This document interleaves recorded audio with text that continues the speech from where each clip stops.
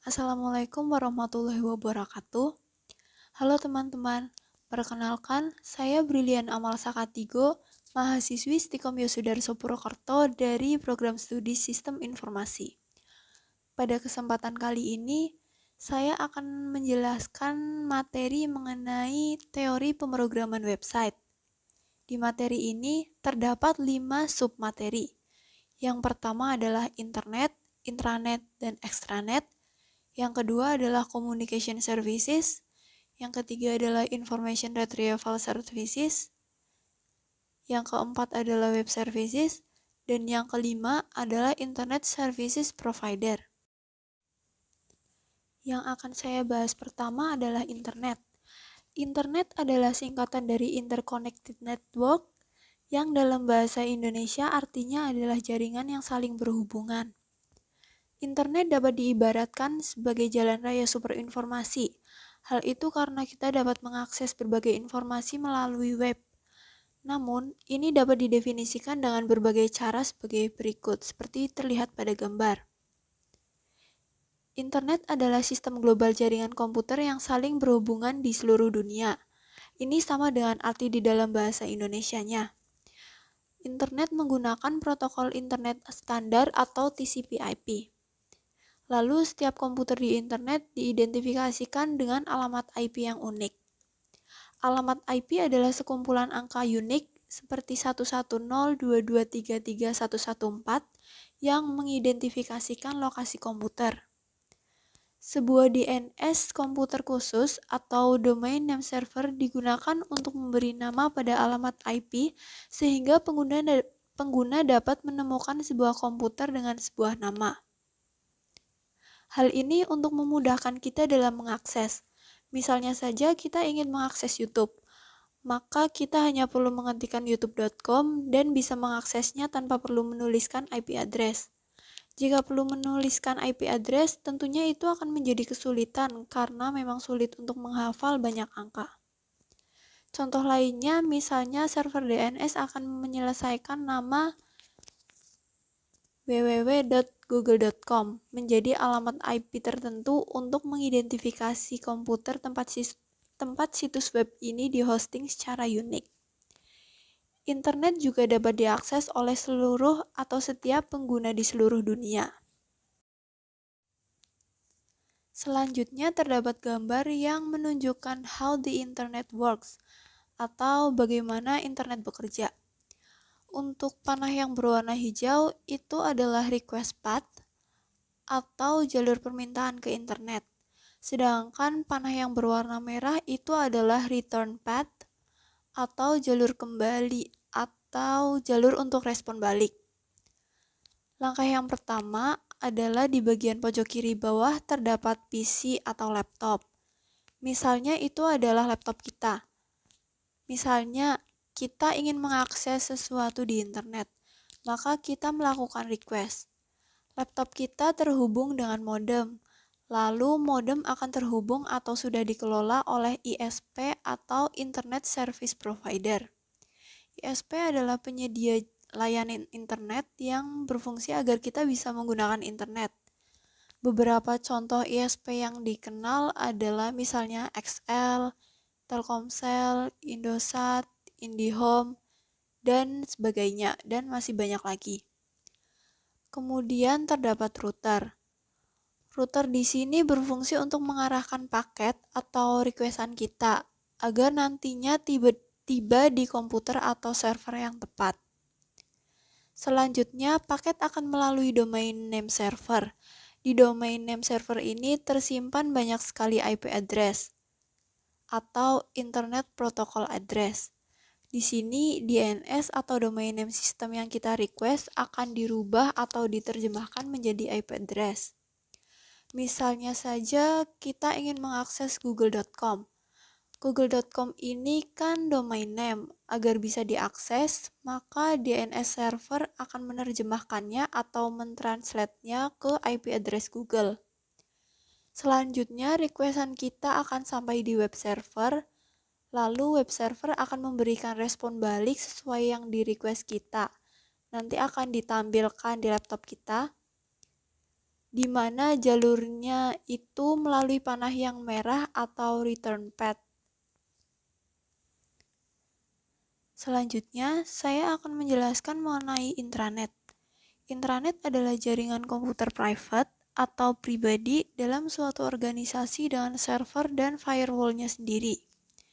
Jadi, perbedaan antara internet dan intranet adalah internet itu sifatnya global, yaitu dalam bentuk koneksi jaringan, sedangkan intranet itu tidak global, hanya di dalam lingkup suatu perusahaan atau kantor atau gedung. Jadi tidak bisa diakses oleh orang luar perusahaan atau kantor atau gedung itu. Selain itu, kita dapat mendefinisikan intranet sebagai intranet adalah sistem di mana beberapa PC dalam jaringan dihubungkan dengan satu sama lain. PC di intranet tidak tersedia untuk dunia di luar intranet seperti yang telah dijelaskan tadi, tidak bisa diakses oleh yang di luar perusahaan. Kemudian biasanya setiap perusahaan atau organisasi memiliki jaringan intranet mereka sendiri dan anggota atau karyawan perusahaan tersebut dapat mengakses komputer di intranet mereka. Setiap komputer di intranet diidentifikasi dengan alamat IP atau Internet Protocol yang unik. Setiap komputer di intranet juga diidentifikasi oleh alamat IP atau Internet Protocol yang unik di antara komputer-komputer di intranet tersebut. Selanjutnya, yang terakhir dari submateri pertama, saya akan menjelaskan mengenai extranet.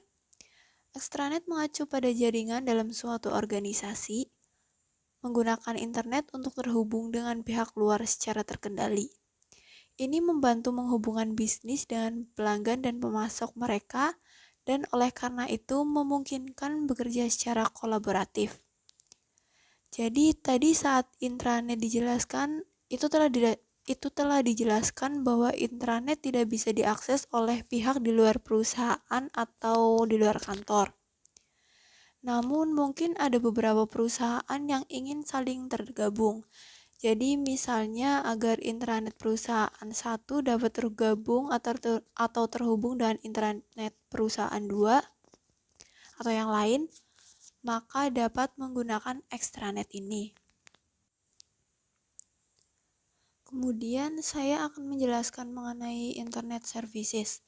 Internet services atau layanan internet itu memungkinkan kita untuk dapat mengakses berbagai macam informasi dari internet. Misalnya adalah informasi dalam bentuk teks, grafik, suara, dan perangkat lunak. Seperti yang terlihat di sini, ada bagian yang menunjukkan kategori dari internet services atau layanan internet. Jadi ada 4 kategori dari internet services.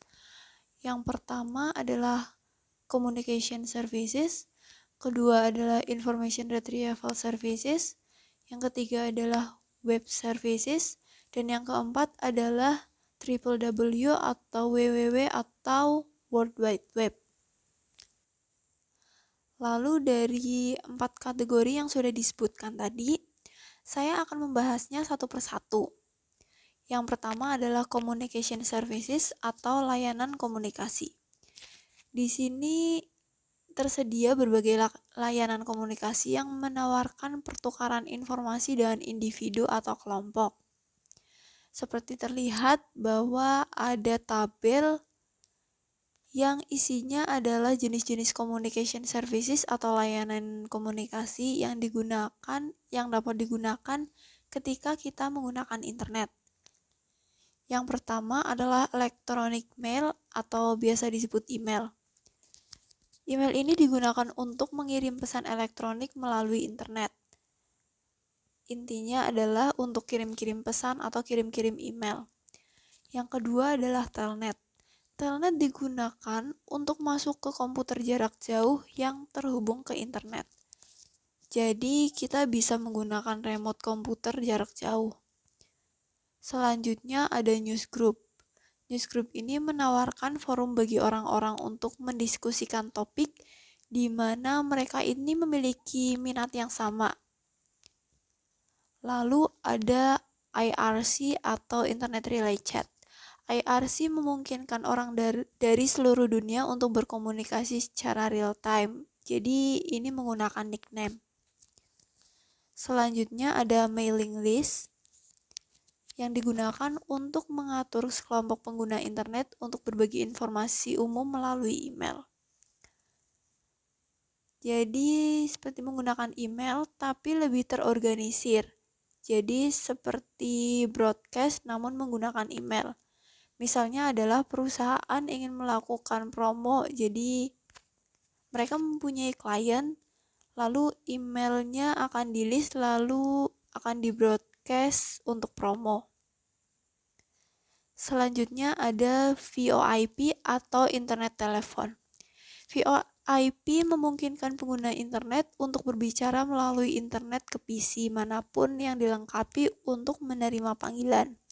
Jadi ini hampir sama seperti video call atau vid call.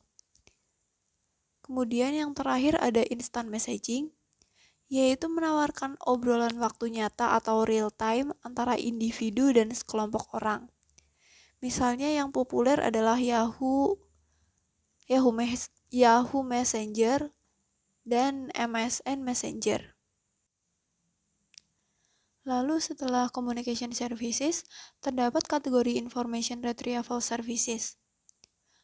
Jadi terdapat beberapa layanan pencarian informasi yang menawarkan akses mudah ke informasi yang ada di internet.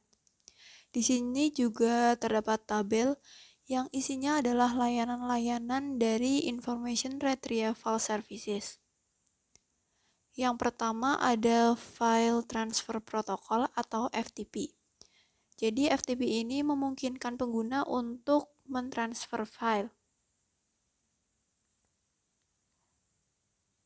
Jadi tujuannya adalah untuk mentransfer file dari lokal ke komputer server.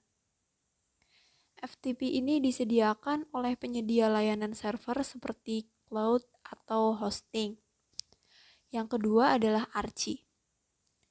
Archie ini adalah database yang diperbarui dari situs FTP publik dan kontennya. Jadi masih terkait dengan FTP. Ini membantu untuk mencari file dengan namanya. Jadi FTP namun kita bisa mencari file. Selanjutnya adalah Gopher, yaitu digunakan untuk mencari, mengambil, dan menampilkan dokumen di situs jarak jauh. Jadi ini sejenis aplikasi. Lalu yang keempat ada Veronica atau Very Easy Rodent Oriented Net Wide Index to Computer Achieved, yaitu sumber daya berbasis Gopher. Ini memungkinkan akses ke sumber informasi yang disimpan di server Gopher. Jadi ini pengembangan sari Gopher. Selanjutnya, kategori yang terakhir adalah web services. Layanan web memungkinkan pertukaran informasi antar aplikasi di web. Dengan menggunakan layanan web atau web services, aplikasi dapat dengan mudah berinteraksi satu sama lain. Jadi pada umumnya ada dua jenis web services, yaitu SOAP dan RESTful. Lalu saya akan membahas mengenai SOAP terlebih dahulu. SOAP memiliki kepanjangan Simple Object Access Protocol, yaitu sebuah spesifikasi protokol untuk pertukaran pesan atau informasi terstruktur dalam implementasi web service di jaringan komputer. Kemudian salah satu yang membedakan antara SOAP dengan REST, yaitu SOAP menggunakan XML, formatnya menggunakan XML atau Extensible Markup Language. Sedangkan untuk REST itu menggunakan JSON atau JavaScript Object Notation. Lalu SOAP ini biasanya bergantung pada protokol layer aplikasi lainnya, terutama pada HTTP atau Hypertext Transfer Protocol dan SMTP atau Simple Mail Transfer Protocol untuk transmisi dan negosiasi pesan. Kemudian untuk penjelasan REST.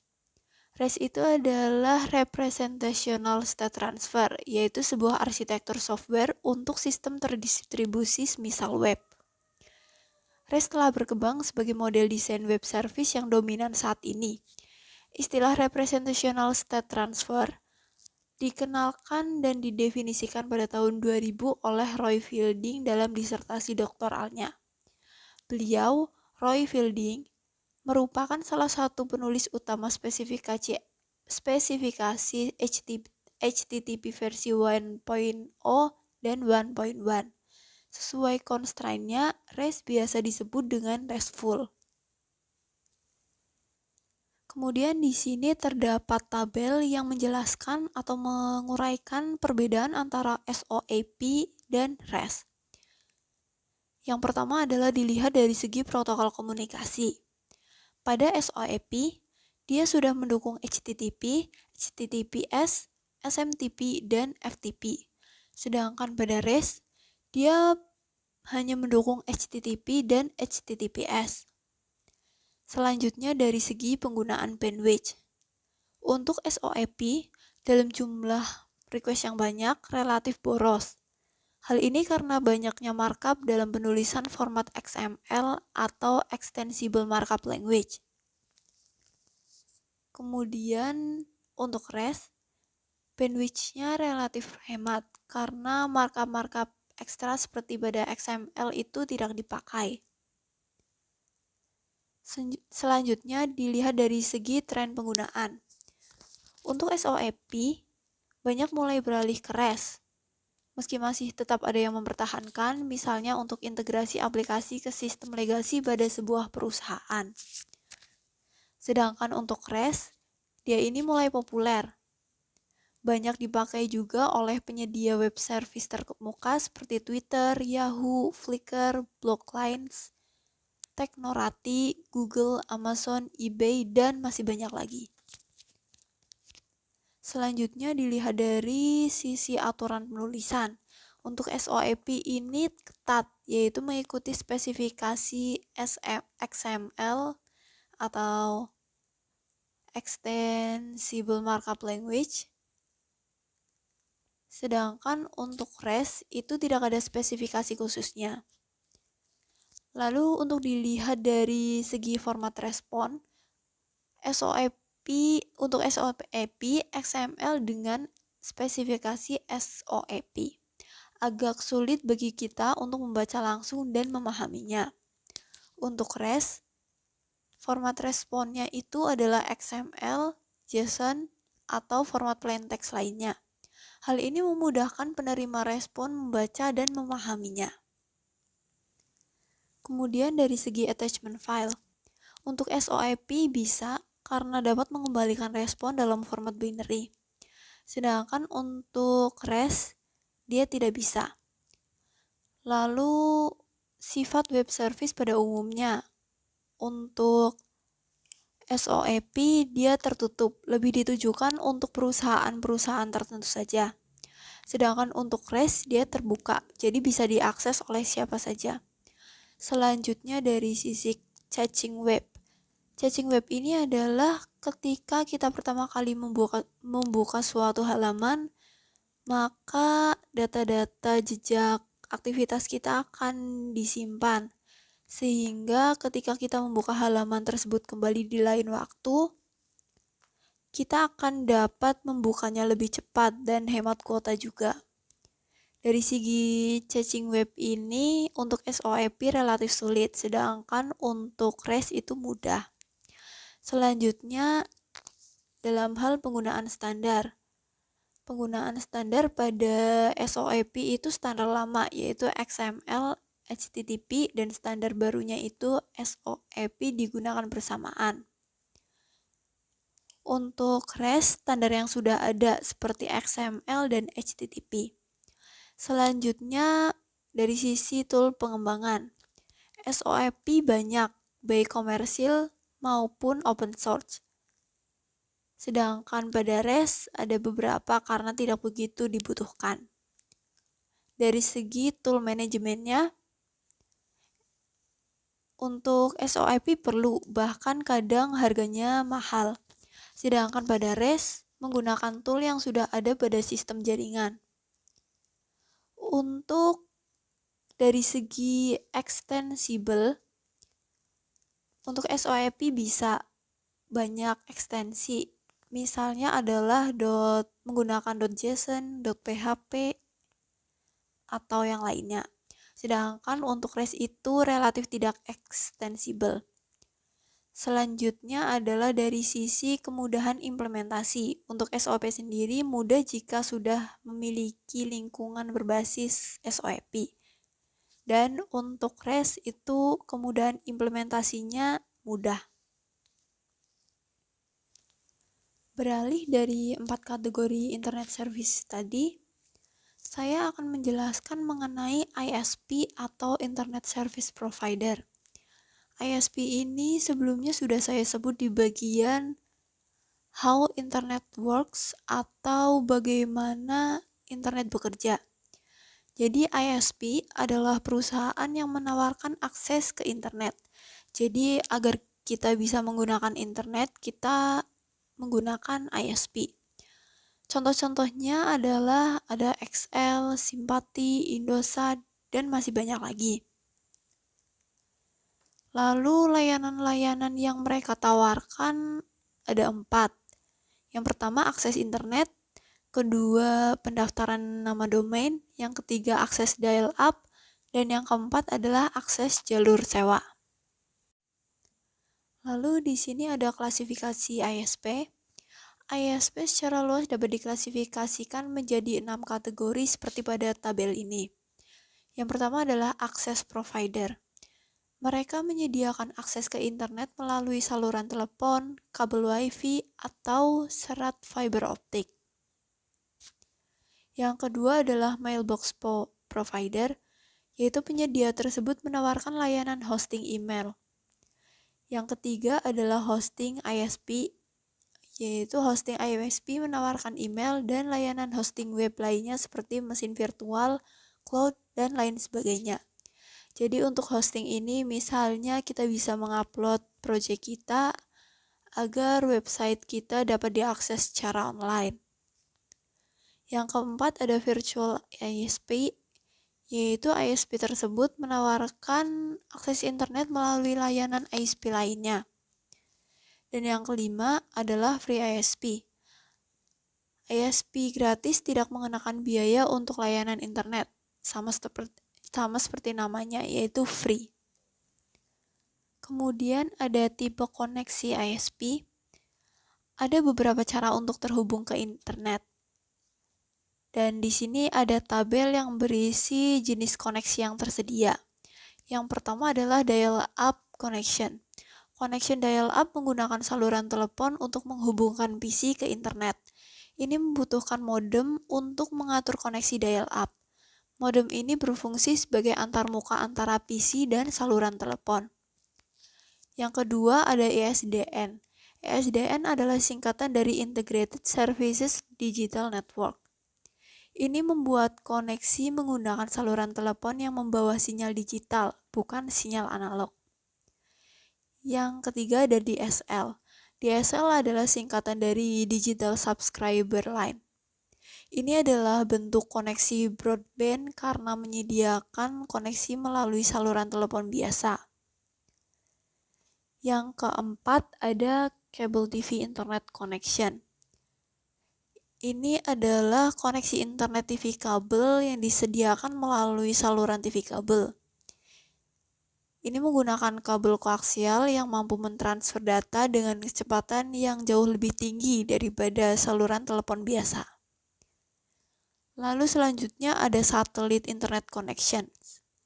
Koneksi internet satelit menawarkan koneksi berkecepatan tinggi ke internet. Ada 2 jenis koneksi internet satelit, yaitu koneksi satu arah atau koneksi 2 arah. Kemudian yang terakhir adalah wireless internet connections. Koneksi internet nirkabel menggunakan pita frekuensi radio untuk terhubung ke internet dan menawarkan kecepatan yang sangat tinggi. Koneksi internet nirkabel dapat diperoleh dengan Wi-Fi atau Bluetooth. Sekian penjelasan dari saya, semoga ini bisa bermanfaat dan mohon maaf juga atas kekurangan-kekurangan ataupun jika ada kesalahan-kesalahan dalam penjelasan saya. Terima kasih telah menonton. Wassalamualaikum warahmatullahi wabarakatuh.